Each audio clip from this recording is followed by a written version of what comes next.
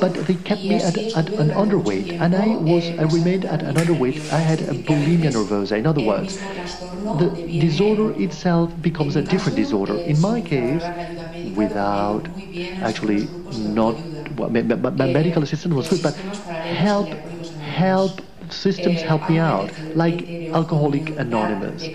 There's a heterogeneity of cases because there are many different eating disorders. But when you do not talk about food and you start talking about feelings with people with whom you identify, and we all have similar traits, I mean, as a result, you do not think about food and that sick relationship you have with food.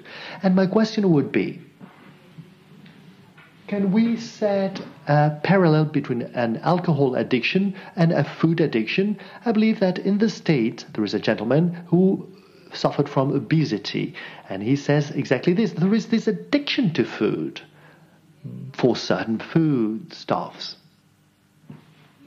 And we know, thank you for the comment, we know that when we follow young people up, people with bulimia often do then go on to alcohol or other substance addictions.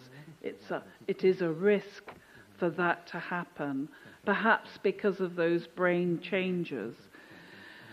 I think there is a sort of addiction to food, and it is perhaps these particularly foods that have been made to really excite our reward centers. So, or if, we know that anorexia is a big risk for getting bulimia because you're